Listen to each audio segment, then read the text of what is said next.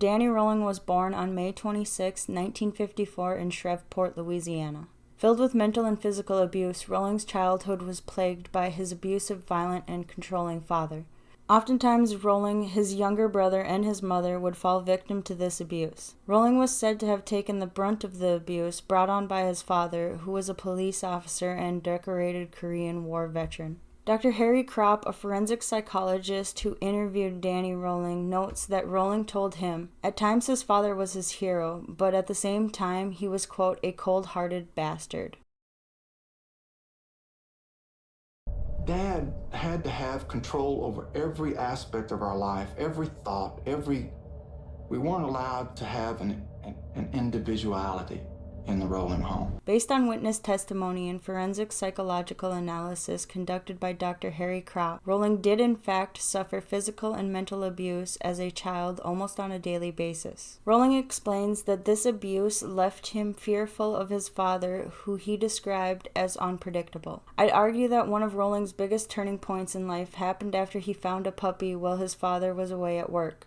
Rolling became fond of the dog. The dog was also mistreated by his father. One day after he got home from school, the first thing he did was go to the backyard and search for the little puppy. After asking his father about the whereabouts of the puppy, Rolling's father brought him to a hole that was covered with dirt in the backyard. His father had killed and buried the puppy. In an already unloving household filled with abuse and neglect, Rolling must have seen this as a crushing blow. The puppy, who could have given him a healthy escape from reality and a somewhat normal bonding experience, was ripped away from him. What happened to the puppy was out of Rolling's control, and even worse, the cruelty enacted on the puppy was by his own father's hands. Rolling once explained to a friend that anything he loved his father would destroy. In an autobiography written by Danny Rolling and Sandra London, Rolling describes what it felt like for him to grow up. As a child, my dad made me feel inadequate and odd. I grew up turning my mind off to what was happening around me because I was forced to endure painful experiences I could not tolerate. The stress never let up. In order to survive, I distanced myself from the suffering and sought a fantasy world to escape to. Danny Rolling spent most of his childhood trying to please his father, a task that was futile. In the study of basic psychological development, we can see oftentimes children who are not given positive reinforcement, attention, and affection will resort to negative behavior as a means of receiving attention. These negative behaviors usually evolve, and instead of becoming a means of attention, these behaviors will manifest into a way of gaining control, revenge, emotional release, and power the perpetrator isn't able to achieve without the crimes they commit. In serial perpetrators, these behaviors gradually escalate, as they did in Rolling's case. In interviews with Dr. Harry Kropp, Rolling explains that home did not feel like a safe place for him, and that he could only feel at ease during the nighttime. Rolling failed 3rd grade. School counselors described Danny as suffering from an inferior complex. It was also stated that around this time he had aggressive tendencies and poor impulse control. It was recommended that he seek counseling, but he never did. At just 9 years old, Rolling began his descent into deviant behavior that would ultimately lead to the murders he committed. At nighttime, Danny Rolling would roam the streets as a way to escape his home life. During this time, he would start doing activities that can be described as voyeurism. Rolling explains that on one particular incident, he peeked through a window of a family home and seen a family of 4 eating dinner. At this time, he says that he began to fantasize that he was inside of the house so he could feel like he was part of someone else's family. The voyeurism event that turned the tides for Rolling's behavior was on a night that he seen a female who had just come out of the shower. He describes this as the first time he felt sexual gratification during this stage of his descent into deviancy. The next night, he once again visited the same house. Voyeurism pertaining to viewing young women soon became a pattern of his behavior, and was motivated by the thrilling sexual arousal he felt. In his early teens, Rolling attempted suicide after his father told him that he could no longer work at his first job due to failing grades. He was upset because of this and left the house. His father followed him out of the home, into the backyard, and began to beat him. In 1971, Rolling joins the Air Force but is discharged due to alcohol and drug problems in 1973. After being discharged, he lived with his grandfather and found religion.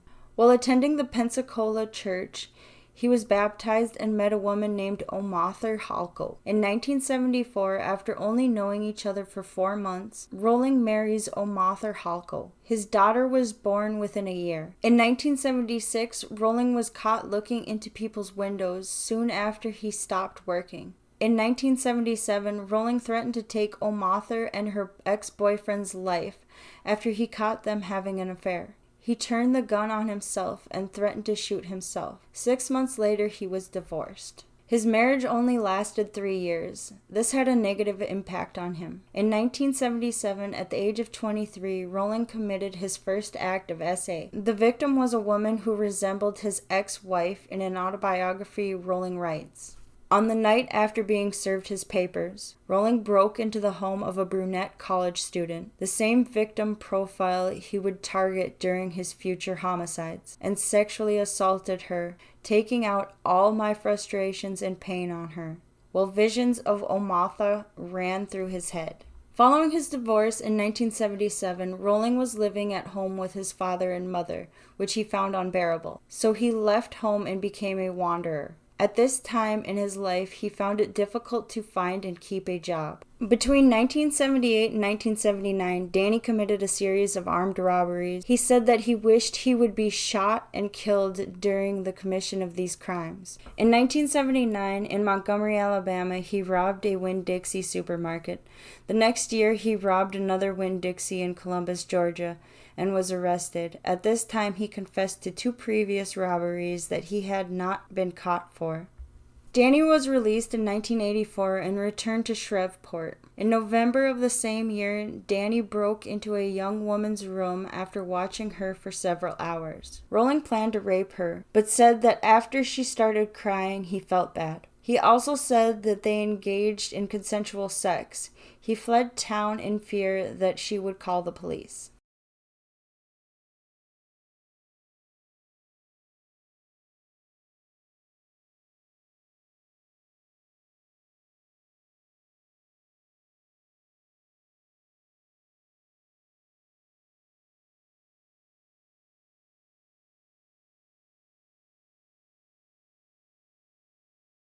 Danny stole the family's car in 1985 and was arrested the day after stealing it. In 1986, Rolling pled guilty to robbing a Kroger and was sentenced to 4 years in prison. Rolling was paroled in 1988. Rolling was back at home living with his parents. On November 4th, 1989, Rolling is fired from his job. His boss said that after he confronted Rolling exploded in a fit of rage and threatened to kill the manager and the cook. The Grissom family murders that Danny Rolling would later take credit for committing occurred on November 4th, 1989, the same day he was fired.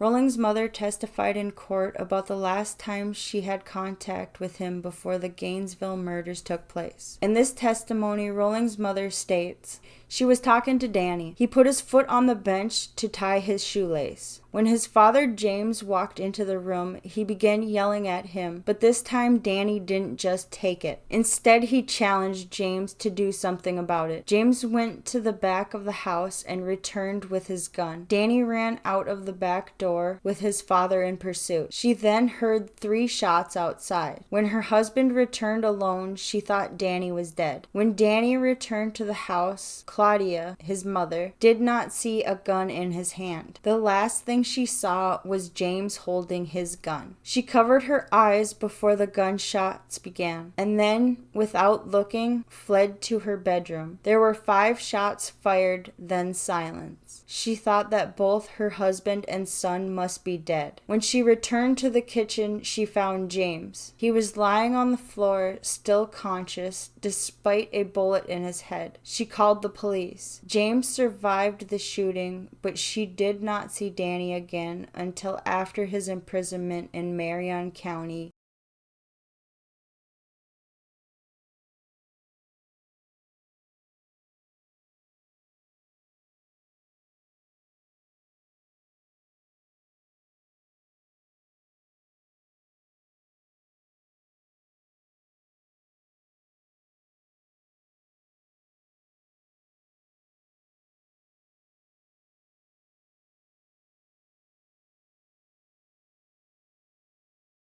This is documented in a set of interviews. Let's take a look. He tried to handcuff me behind me, but the handcuffs wouldn't stay on, so he used duct tape, and he taped my eyes also. Then he ripped off my clothes, and then he proceeded to rape me. Then he took me in the bathroom and raped me again. After that occurred, he said he was going to rape me all night long and kill me and leave me in the closet for dead. Or that he was not all there, that there was something obviously wrong with him, which there is. And how do I make it so he feels I feel okay with him? And that's basically what I had to do. She used her head and her common sense and the way that she talked to me and all. I guess I felt the connection there, you know. But I was not to kill anybody that night anyway. He even said to me at one point, in any other circumstance, you would literally like to date me. And that made me sick. But I just kept going on with the whole night thinking, I've got to get this man out of my house. He was a control freak. And I think he thought he was in control, but I was really the one who took control and kind of handled the situation. I'll never know if I am the only victim, living victim. There may have been more before me. Between August 24th through the 27th, 1990, Rolling would commit the murders that made him infamously known as the Gainesville Ripper.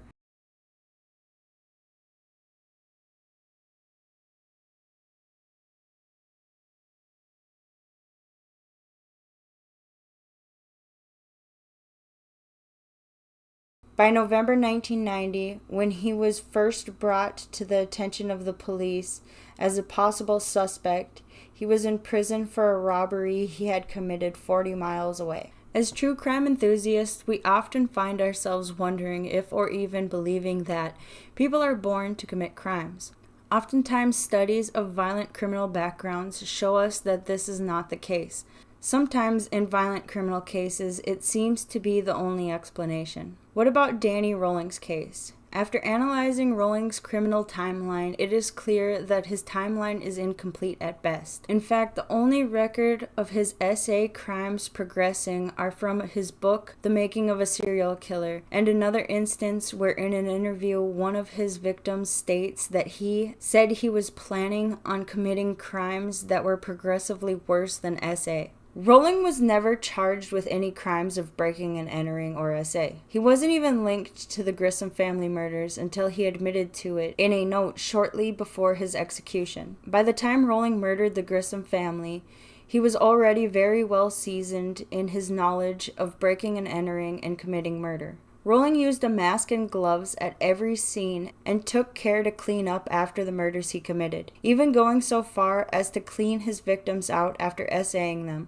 He also claimed that police must have planted evidence at the crime scene of Tracy's murder because he was adamant that he efficiently cleaned the crime scene of evidence. You don't get that efficient by following a woman home and deciding to murder her.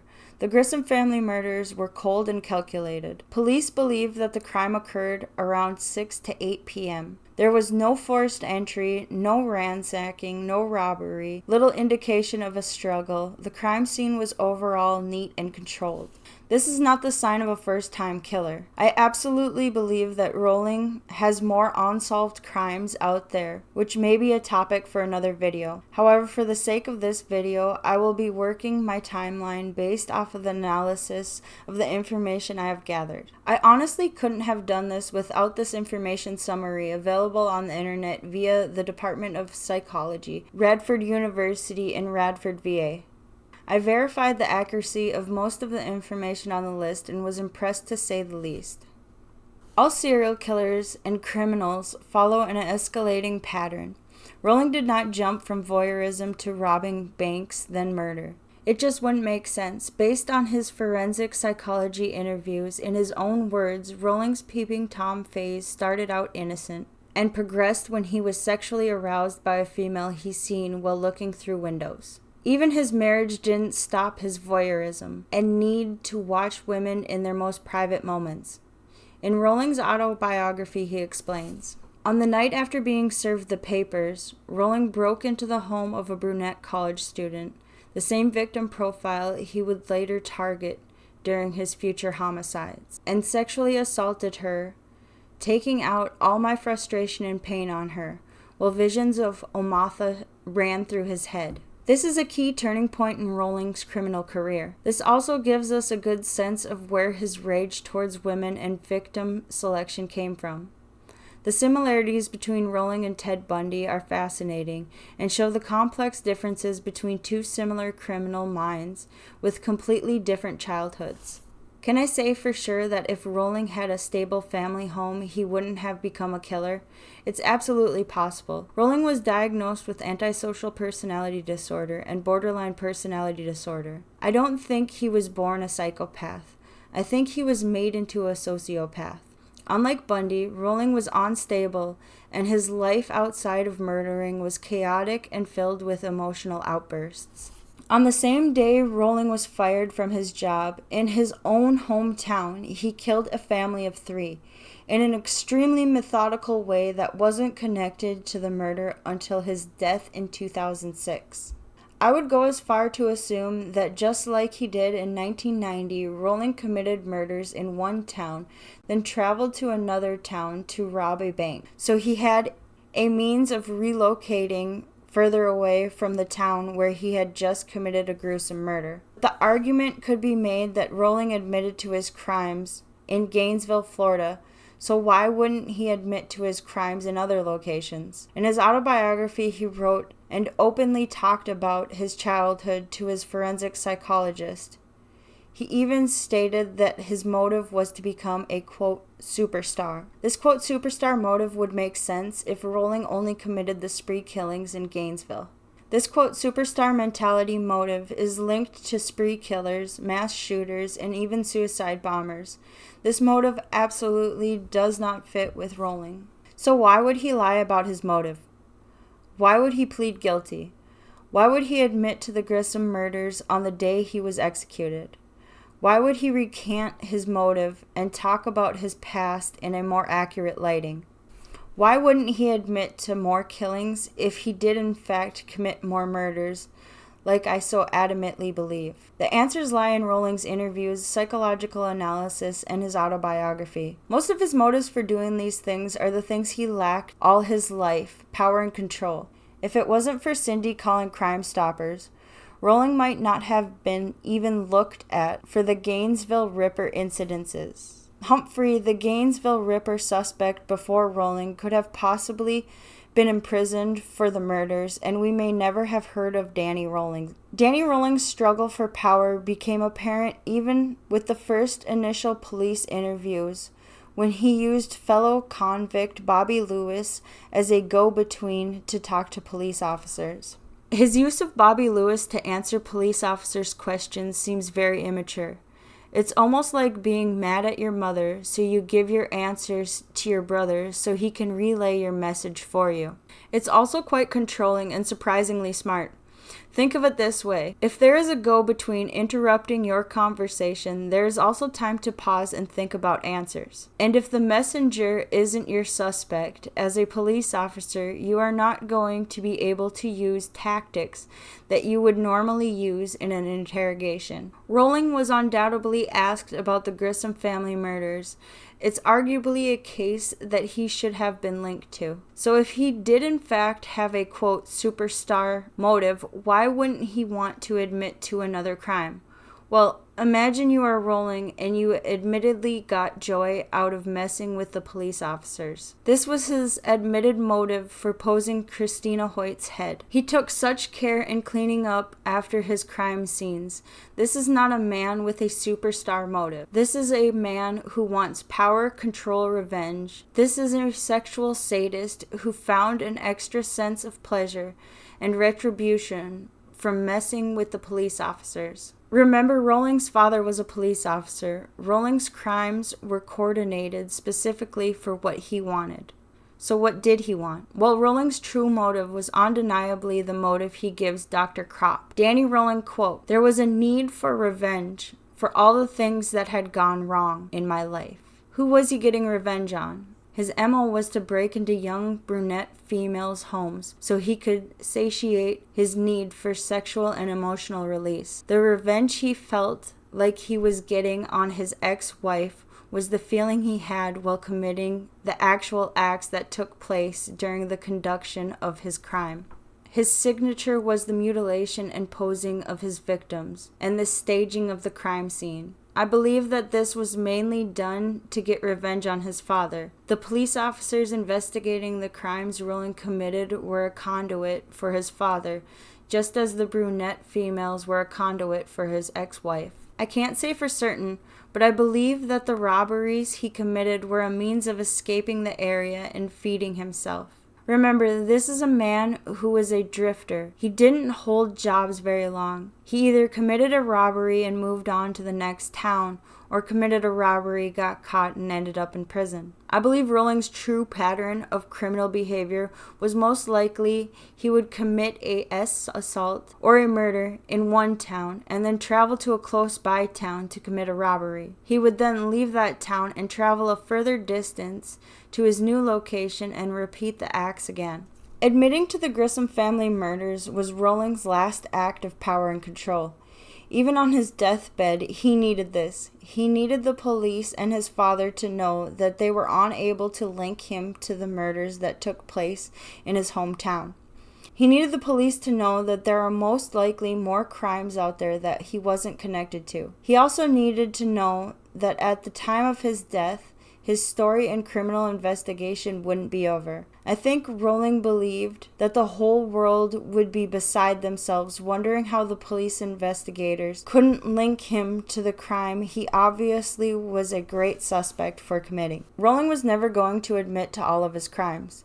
He needed that power and control, that ability to have secret, shocking knowledge. He pled guilty on his first day of court, which is an obvious sign of control. It's like saying we are all gathered here to figure out if I did this crime or not.